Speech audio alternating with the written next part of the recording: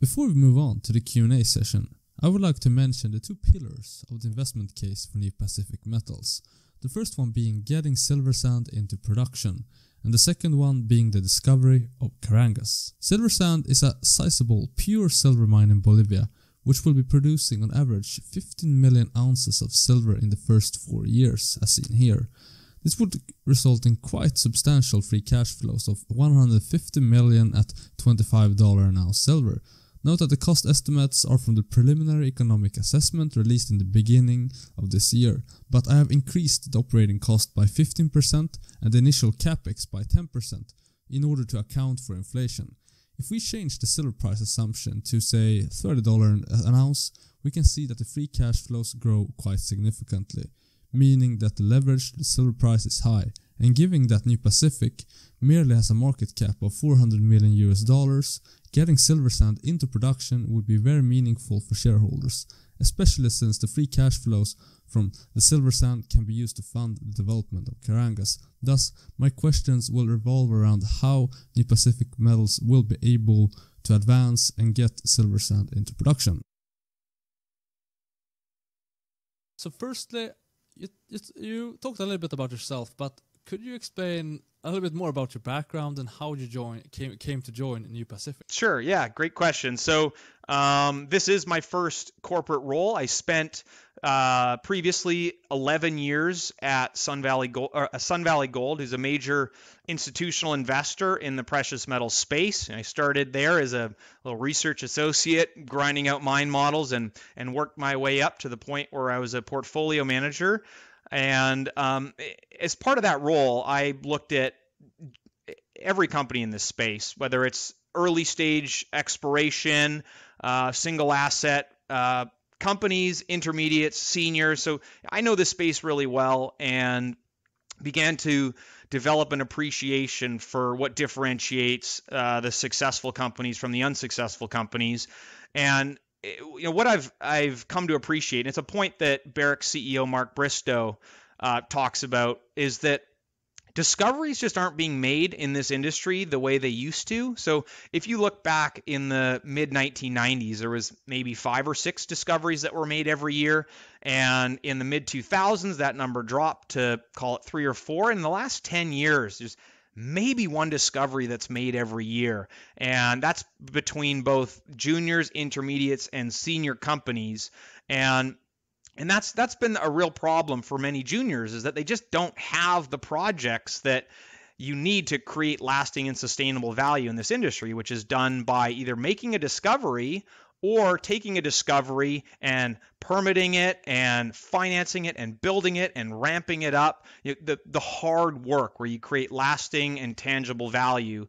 And so the question is, why aren't there more companies out there that do it? And it's because there's just not the discoveries that are going around. And New Pacific is a company that's made 2 incredibly impactful discoveries in such a short amount of time. And so there aren't really many companies out there that have those critical raw ingredients to create lasting value for shareholders. And so, from my seat as a portfolio manager, I obviously spent a lot of time and attention dissecting New Pacific Metals, and I got to know Rui, and we started chatting late last year about hey, what's your plan you've got this incredible endowment. What's the plan to move these abstract discoveries into tangible mines and create that value? You're going to need a big team, right? It takes an incredible amount of hard work.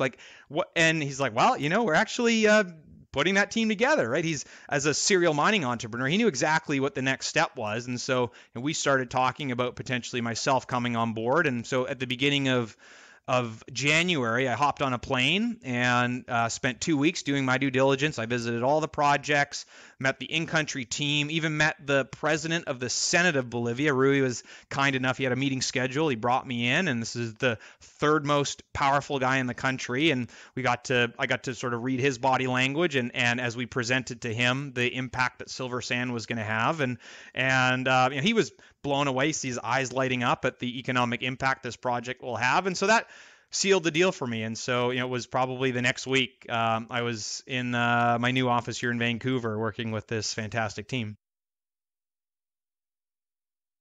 you have increased the net present value of New Pacific through discoveries and through de-risking of those. But still, there has been no upward trend in the share price for the stock since at least in the 2 last years. Why do you think that is the case, and what do you think will reverse that sort of trend or reverse it upwards? Yeah, great question. And certainly at these levels, given especially the discovery at Carangas, from my perspective, the company represents compelling value. And when I joined the company, I put $250,000 of my own money into it. And I'm a younger guy. I've got a mortgage. I've got a young kid. So it's a personally meaningful stake for me. So I certainly believe in the potential at these levels. But the question as to why it hasn't gained traction, I mean, if you just look at the shareholder registry, we're very much institutionally underowned. For whatever reason, we haven't necessarily gained that institutional traction, and we've also only got 4 analysts that are covering the stock, and versus some of our peers that enjoy much richer valuations. They've got a much larger number of analysts that cover the company, and so both broadening the institutional acceptance as well as increasing the coverage from the analysts. Those are 2 important tasks that are the responsibility of myself and my team. So that's something that we're looking to continue to flush out, because if we don't have that coverage, then that's how big value creating initiatives like discovering a giant deposit, that's how those the knowledge of those discoveries is disseminated. And so, we think that we need to just continue to do a better job of getting out there and engaging with investors and analysts and folks such as yourself, retail, and really telling the story. I think, that's part of it. I think as well, it takes a long time to build confidence that a new discovery is real. I think it's just, Carangas is I don't know, it's almost 2 years old now from when we first started drilling it in the middle of 2021, which on a longer time horizon is still relatively in its infancy. And I think to be able to understand the economic significance can be a difficult conceptual exercise for many analysts. And that's why we think that the release of the resource estimate and the PEA will be such important events for the company to highlight that value, because it's on there. It's on there. The numbers are there for folks to see, and you can look at what that value is compared to our market cap, which is wonderful. That's the pro to it. But then the other side that we also got to be aware of is we also don't want, as I mentioned, like Peter Megaw keeps encouraging us, hey, there's more there, as we also don't want to be pigeonholed into as we've defined them, this is all we got. But we think on balance, it's important for us to, when we publish that resource and the PEA, that will very clearly demonstrate the value that we've unlocked by the drill bit at Carangas, and hopefully, that combined with continuing to disseminate the story to institutions and analysts and folks like yourself, that we should start to get recognition in our share price. Let's move on to Silver Sands. The PEA was put out in January, and you have said that you will put out the pre-feasibility in the middle of the summer. Roughly what months are we talking about? June, July, August? My guess would be, like, we're saying mid, and my guess would be probably July, August would be my guess, sometime in the summer. Okay, sounds great. And you're currently devising the environmental impact assessment. So what's the timeline on that, and when will you actually submit it? Yeah, so great question. So I think the best way to think about it is we work backwards from the ultimate goal. So the ultimate goal is to have our environmental impact statement, we call it the DIA, so the Spanish translation. That's the document we need. So our mining claims give us the right to mine the subsurface, but we need our environmental permit before we actually go there. So our DIA is the document that we need where we can start building the project. And our consultants in the country have advised us that approval will take 3 to 6 months from the date on which we submit our environmental impact statement. So if we work backwards from the actual approval to submission of the document, that's 3 to 6 months. And then the key is, well, then when are we actually going to make this submission is the big question. And that's the part that is somewhat outside of our control, given that the most important piece of that submission is the community agreements that we need to sign, that we're actively engaging with and negotiating with the local communities. We think our internal best guess is that we can have that submission by the fall of this year. And then if we make the submission in the fall of this year, then you add 3 to 6 months on top of that, which would for the actual approval, which would put us sometime into the beginning part of next year. But that submission, and given that we're dealing with these local communities, and these are human beings, and we need to be careful to specifically guide to we say we're going to get it done by X date, because we don't want to necessarily back ourselves into a corner. And during these negotiations, we want to be in a position where we can have very open and honest and fluid discussions with the community. So that's a bit of a moving target there, but our best guess is that we can have this completed by September of this year, and then that would add 3 to 6 months after that for actually receiving the permit. So hopefully by next year, maybe this time next year, we'll be in a position to be financing and starting construction at Silver Sand. Given the 18 months construction period, you could be, if you started in mid next year, you would be in commercial production by the start of 2026. But in order to submit the DIA, you have to obtain a land lease agreement with the local community. So how are the relations with the local community at Silver Sand, and what are you doing to improve those and obtain the land lease agreement? Yeah, great question. Engagement. So we've been in the country. We've been at Silver Sand since 2017, and so we've gotten to know all the folks in the community, and they know who we are. But up until this point, it's been very much like very just broad, non-focused discussion about what our intentions are, and so what's been such an important catalyst for us is releasing this PEA. So for the first time, we can actually talk to the direct impacts that this project is going to have. And so that's the document now that we're taking, and our next step in our process is to go door to door to all the local community members. And so we're breaking up into 4 different teams. And each team is going to be comprised of 3 individuals, including an independent third-party environmental consultant. And we're going to meet 1 family per day, 3 families per week. And so that's our next step in this process, is to really take, which has been a relationship that's been more abstract, and now it's finally we can talk to these direct impacts. And so we're going to do that on a door-to-door basis now with the communities over the next couple of months, and ultimately consolidate those learnings into what the next steps are going to be as far as hammering out the exact terms of the community agreement. Has there been any protest, or how has it gone so far? Yeah, I'd say so far everything's been right down the fairway as far as I won't sugarcoat it. This is an important economic development for these communities. I mean, this is really significant, not only for the country, but for these folks that live fairly small scale, simple lifestyles. So for them, it's an opportunity to make meaningful, life-changing money. And so with that background in mind, it's also important to recognize that Bolivia, as I mentioned, is a mining country. So mining at the Potosi mine, which is 30, 50 Ks away from our Silver Sand project, they've been mining there for 500 years. And so if you go to the town of Potosi, there's they'll have their annual parade, and folks will dress up with miners hats and miners belts. The little kids will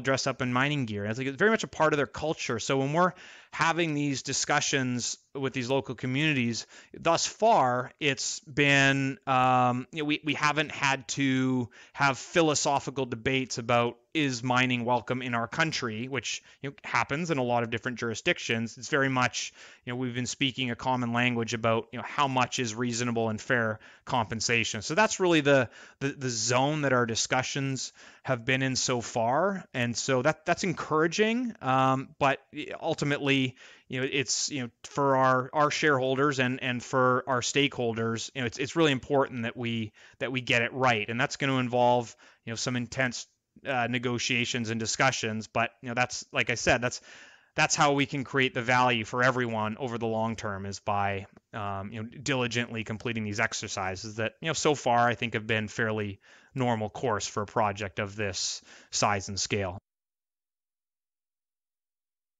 Once you have submitted the DIA, what will you do in the meantime before it will approval? So before we submit, there are some additional studies that we have to complete. Like, we're finishing up our baseline environmental data collection as part of the submission. As we talked about, the PFS is something that we're continuing to complete in parallel, sharpening up a lot of the cost estimates in the PEA, both on the capex and the mining cost and operating cost front. So that's something that we're completing in the background here, which is 100% within our control. And we're doing our PFS study. It's going to be really cool. We're going to do it. There's a company out of China called BigRim, BIGRIMM.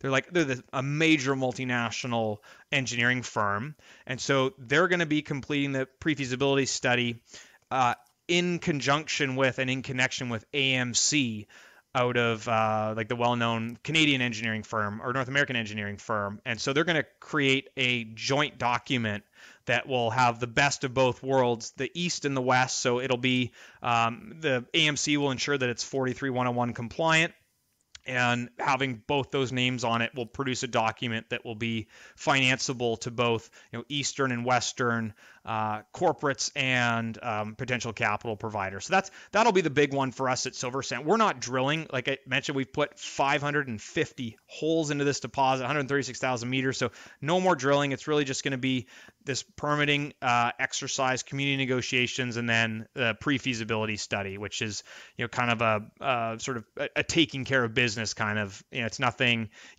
particularly exciting or sexy, but it's something that you've got to do as part of the process of bringing a real project forward. And again, because we want to be able to finance and build this if that's the path that makes the most sense for our shareholders. And so it's not like we're just creating a document here that juniors can be guilty of, is creating a document that is really just a promotional document because they have no intention of building it. Like, we want to complete this pre-feasibility study with all the rigor and discipline, knowing that we might be the ones that build the project. So that's a big focus for us this year, in parallel with the permitting studies.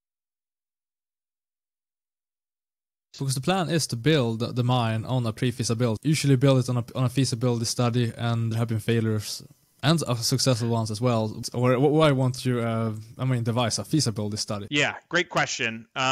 So you're right. I mean, I don't know if it's necessarily like, hey, you didn't create a feasibility study, therefore your project is likely to fail. It's not necessarily the classification of the study itself, because there's been many projects with feasibility studies that have failed. But there's also been great projects built on PEAs, and the most one that comes to mind from me when I was an analyst was the Escobal project in Guatemala, built by Tahoe Resources. It's just a fantastic mine. Now they didn't get the community issues right and the government issues, but the mine itself was built on time, on budget, and it exceeded all expectations on a PEA, because it was built by a team that knew that they were going to be the ones to build it. So they completed the PEA document to the standard necessary for what is required to build a project. So I give you that background to just emphasize that it's not like you're destined to succeed or fail based on the study you produce. But as far as a pre-feasibility study goes, we're going to complete the pre-feasibility study assuming that we might build it based on that document. And so we're going to do all the work to a very high degree of rigor in evaluation. But as I mentioned, part of my role is to help evaluate potential financing options for this project. And if we find, and I've started to talk initially with some financial advisors suggesting that some financial providers need, as a box checking exercise, a full feasibility study. And they won't even talk to you if you just got a pre-feasibility study. So that's something that we'll have to make a business decision on, and depending on what road we go down, whether we build this ourselves or someone else builds it, or how we finance it, I think it's something that we're going to have to look at intelligently. But we might as well. I mean, we're a group that works really hard, and so we're going to complete the highest quality pre-feasibility study that we can that could build a project. But if it makes business sense to go to a full feasibility study, then sure, we'll consider it. You're planning on starting construction in a little more than a year, roughly. So at what point would you start detailed engineering? My guess would be we'd want to have visibility on that EIA submission and concluding our community agreements. So that's something that I think once we've been in a position to submit our EIA, I would think that that might be a time for us to start moving down that path, because that is an important, like if you were to do a forensics on projects that where the initial capex goes off the rails, time and time again, and I did this in my life as a portfolio manager and analyst, is like, what happened? Why was yours so successful or unsuccessful? And often the case is that the detailed engineering plays a big role in that. Like, you want to get that number as high as possible before you start construction. So yeah, that's definitely something that we're aware of strategically. But we're probably, my guess is that we'll want to look at that post completion of the pre-feasibility study, probably once we've made the business decision whether or not we're going to go with a pre-feas or to go to full fees. It'd probably be somewhere down the road. But yeah, it's a great question, and it's one that we haven't come to a conclusion on yet. Anyway, sounds great to have it in mind, because especially if you're going to build on a pre-feasibility study, you want to begin with a detailed engineering. Well, you're absolutely right. But are there any other critical permits, like, I don't know, explosives, water usage, or anything else that you have to obtain before beginning construction? No, there's just some, mainly ancillary permits. Like I said, our plan for water is to collect rain, which otherwise isn't getting used. So it's not like we're going to be like sucking dry like a one aquifer that a major city is dependent on for its future health and prosperity. So from a water perspective, yes, we do need to get approval from the regulator, but it's not something that we foresee as we consider that to be more of an ancillary type permit. And then as well as bits and pieces, but really the biggest one is the community agreement. That's the most impactful one. Like in any mining project, you get the permit, and there could be 100 different ancillary permits that no one ever talks about because they all just happen in the background. And I would characterize the water permit as being of that nature. Could you walk me through the different financing options that you're considering? Yeah. So. Truth be told, it is a little bit early for us to really conclusively know how we're going to proceed. But nonetheless, preparation is key for everything. So we are continuing to build relationships and all the usual suspects, like traditional banks. I've been, since I joined the company, in my first 6 weeks, I was at 6 different conferences. So I've met a lot of potential banks and potential traditional lenders, capital providers, financial advisors on how to structure this thing. What are the different bits and pieces? Like we mentioned, the full feasibility study. Is that something we want to do? And so it could be a traditional bank that provides, let's say, if it's a $300 million capex, maybe 2/3 of that is debt financeable. I don't know, I'm just throwing numbers out there for the sake of illustration. But the other thing that is important with this project is that less than 2-year after-tax payback, which lends itself really well to being financeable. So that would be like a traditional lender, and then maybe there could be and it seems like one of the cheapest forms of financing recently. Some of the IRRs on some of these streamer and royalty deals. I mean, that's also a potential that we could look at. Silver Sand itself, because the economics are so strong, like it could certainly handle the burden of an additional, if we were to put a stream on it or a royalty or something like that. I think where streams and royalties can become really bad words is on marginal projects where you're already at the 80th percentile on the cost curve and you put a stream on it. Now you're at the 99.9th percentile of the cost curve. Like our silver sand all-in sustaining cost, $10 an ounce. We're at $22-23 silver today. Is certainly a project that could carry a modest burden there. So that's another option we can consider. And then there's converts, there's strategics, like projects like this. This is, like I said, one of the most significant global primary silver discoveries of the last decade, and just pure silver deposits are exceedingly rare. And most silver companies will start out, so-and-so silver, and then they find they can't replace their depletion, so they buy gold assets and change their name to so-and-so precious metals. And, that's fair enough. Like they're just projects like this don't come around. So, maybe there's an opportunity for, some sort of a strategic to help us, with the project financing. So, and then there's traditional equity markets as well. Again, depending on, and so part of our job is to weigh all these different costs of capital, the pros and the cons. A senior management team in conjunction with our board. That'll be our job to really make the most intelligent assessment on how to push this project forward for the benefit of shareholders. Well, I've been an exploration geologist for more than 40 years, primarily focused on silver, and I have been fortunate to work with people in a team that we've been able to make a couple of major discoveries, Juanicipio being chief among them, and that was done for Mag Silver. And a gentleman named Gordon Neal was the corporate VP for Mag Silver, and then he became the president of an earlier version of New Pacific.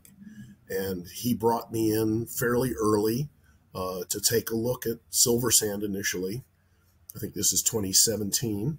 And so I went and looked at the project, really liked what I saw, and he asked me to become an advisor.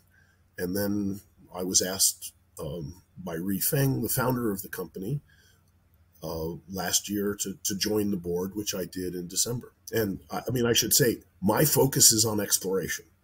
And so I look at all of these projects, and the projects and the companies I get involved with have to have big upside potential for me to be interested. You have to put silver sand into context. Silver sand sits in the Bolivian tin silver belt, which contains the second largest silver deposit on the planet, Cerro Rico de Bolivia, which is only 35 kilometers away from silver sand. And there's a belt of big deposits that silver sand is one of, and they are fairly grossly underexplored.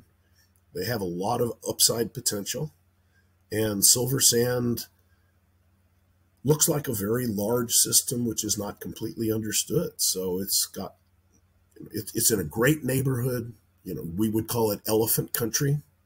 And there's a great example of similar geology very nearby. So the potential for how big it could be is very, very high. I think if you put the pieces of what is known of silver sand together, the geology is telling us that there is much more to that system to be found. So all of that mineralization came from somewhere. There's a source.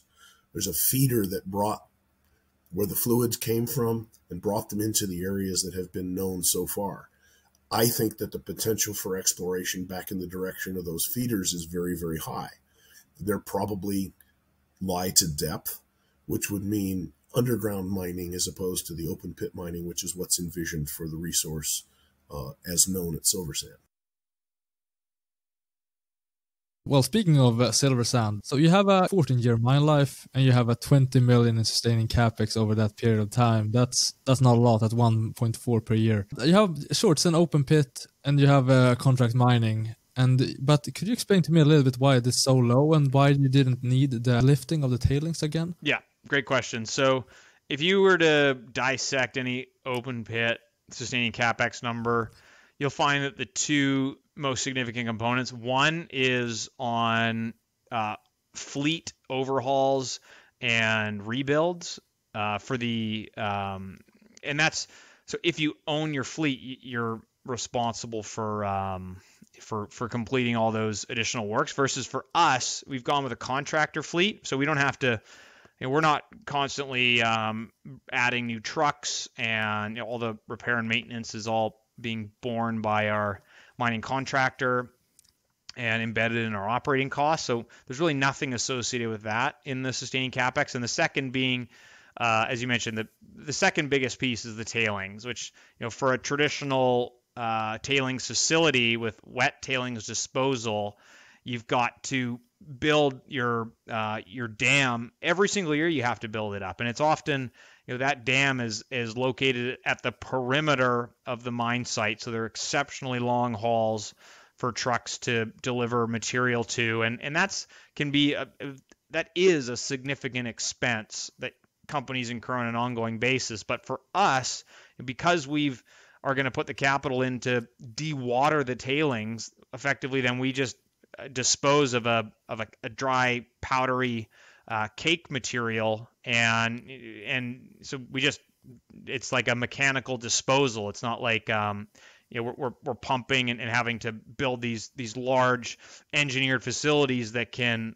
accommodate the significant weight of the deposited wet tailings. So it really reduces significantly the ongoing commitment to sustaining capital by going with the dry stack facility in conjunction with the contractor mine. I think those would be the two biggest contributors to our ongoing sustaining capex.